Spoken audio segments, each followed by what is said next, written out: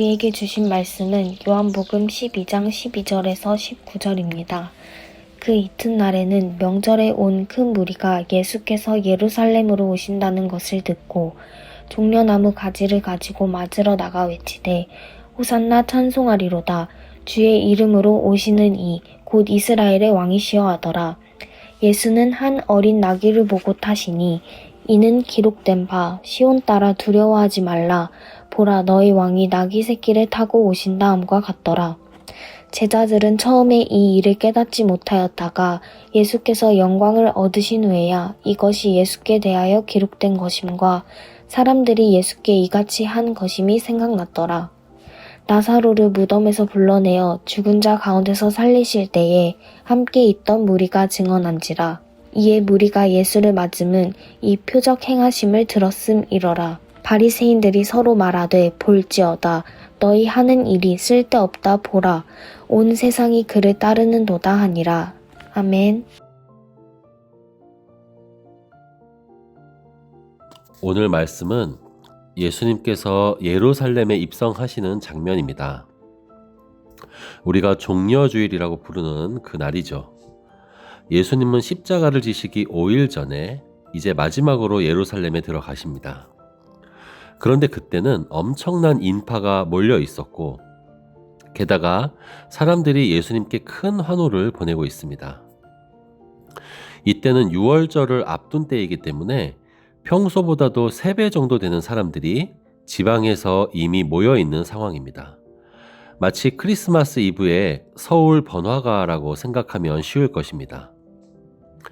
당시 예루살렘 원래 인구는 5만 명 정도였는데 이 시즌이 되면 12에서 15만 명 정도 모입니다. 워낙 많은 사람들이 모여 있었기 때문에 그들이 다 여관 같은 곳에 들어가는 건 불가능하죠. 그래서 산등성이나 거리 여기저기서 일종의 노숙을 하며 순례를 하는 사람들이 많이 있었습니다. 그 수많은 사람들이 지금 예수님이 등장하시자 몰려들어 환호하고 있는 것입니다. 왜요? 예수님이 바로 직전에 보여주신 것이 뭔가요? 죽은 나사로를 바로 옆 동네 베다니에서 살리신 일입니다. 여러분, 사람들이 잔뜩 밀집해 있으면 분위기도 금방 과열됩니다. 지금 예수님이 나타나시자 가뜩이나 해방을 열망하는 군중들에게 기름을 부은 것과 같았습니다. 예수님은 그야말로 슈퍼스타였고 그것을 지켜보는 예루살렘 지도자들은 금방이라도 폭동이 날 것과 같은 불안감을 가지게 만든 그런 이유가 되었을 것입니다. 사람들이 종려나무 가지를 흔들면서 호산나라고 외치죠. 그런데 그 장면이 조금 이상합니다. 우리가 만약에 현장에 있었다면 뭔가 어색한데 라고 느낄 만한 것이 하나 있습니다. 그게 뭐냐면 예수님이 타고 계신 짐승입니다. 예수님은 작은 나귀, 그것도 어린 새끼를 타셨습니다. 종려나무와 어린 나귀는 마치 운동복에 구두를 신은 것과 같이 또는 햄버거 세트에 김치가 있는 것과 같이 굉장히 이상한 조합입니다. 왜냐하면 사람들이 흔드는 종려나무 가지는 보통 개선 장군이나 황제에게 하는 퍼포먼스였습니다. 그리고 그런 대상들이 흔히 타는 짐승은 당당한 군마 아니면 전차 같은 거였죠. 마치 리무진이 들어와야 하는 레드카펫 위에 낡아 빠진 자전거가 지나가는 것과 같습니다. 이런 불일치는 예수님이 일부러 의도하신 겁니다. 다른 복음서에 보면 예수님은 이렇게 되실 것을 아시고 어린 나귀를 제자들을 시켜서 미리 준비하게 하신 장면이 나옵니다. 이 이상하고 기묘한 조합은 하나님의 생각과 세상의 생각이 어떻게 다른지를 극명하게 보여주는 장면입니다. 자, 사람들이 예수님께 종려나무 가지를 흔든다는 것은 사람들이 예수님에게 마치 장군과 같은 그런 승리를 기대한다는 뜻입니다. 그래서 전쟁 영웅에게 하는 그런 예우를 하고 있는 것이죠. 그도 그럴 것이 여러분, 나사로를 살렸듯이 죽은 자를 살리는 능력이 있는 대장, 또 먹을 것을 무한 복제할 수 있는 대장. 그런 대장이라면 언제 어디서나 절대로 지지 않는 무적의 부대를 만들 수 있지 않겠습니까? 먹을 것도 무한이고 병사도 죽지 않는다면 말이죠. 사람들은 이 예수야말로 우리를 해방시켜주고 또 경제적으로도 우리를 걱정 없게 해줄 그런 지도자로 보았던 것입니다. 그런데 그런 군중들 앞에 예수님이 택하신 것은 바로 어린 나귀였습니다. 어린 나귀를 타신 것은 스가랴서 9장 9절에 이미 예언되어 있습니다. 그는 공의로우시며 구원을 베푸시며 겸손하여서 나귀를 타시다니 나귀의 작은 것 곧 나귀 새끼니라. 즉 이 어린 나귀는 낮고 겸손함의 상징입니다. 승리의 위엄을 나타내는 군마나 전차와는 정반대죠. 이게 바로 엇박자가 나는 것입니다. 사람들은 승리를 외치는데 지금 그 주인공이신 예수님은 낮음을 선택하신 것입니다. 나는 너희들이 기대하는 그런 왕이 아니다 라는 것에 대해서 분명한 메시지를 주고 계신 것입니다. 사람들은 말을 타고 그 목적지가 헤롯 궁을 향해서 궁전을 정복하는 그런 메시아를 부르며 환호했지만 예수님은 나귀를 타고 골고다로 향하는 죽음의 길을 향하셨습니다.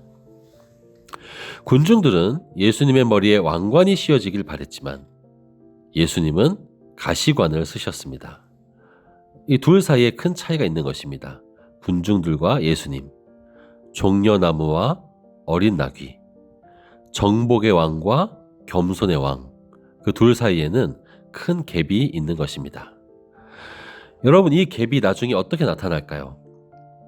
일요일에 환호했던 이 군중들은 불과 며칠 지나지 않아서 그 똑같은 입으로 예수님을 저주합니다. 지금은 호산나를 외치던 이 사람들이 목요일을 지나 금요일이 되자 예수를 못 박으라고 외칩니다. 찬양을 하던 그 입이 저주의 입으로 바뀝니다.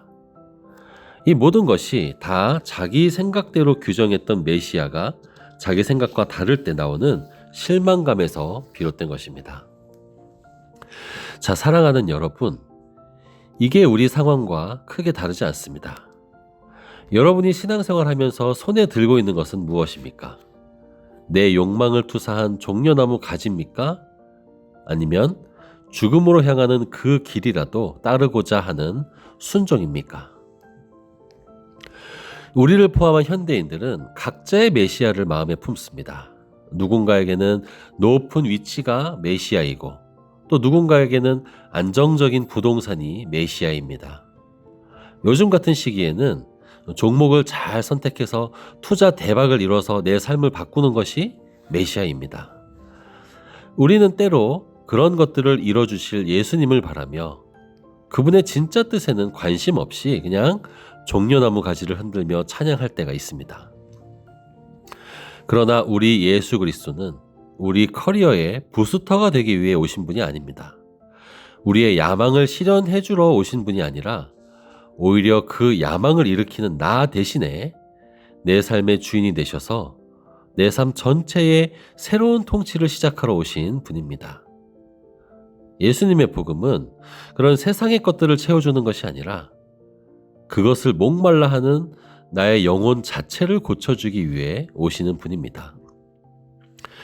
사람들은 잘못된 생각으로 종려나무 가지를 흔들었지만 예수님은 사람들의 생각과는 전혀 다른 방식으로 진짜 승리의 왕, 진짜 온 우주의 왕이 되셨습니다.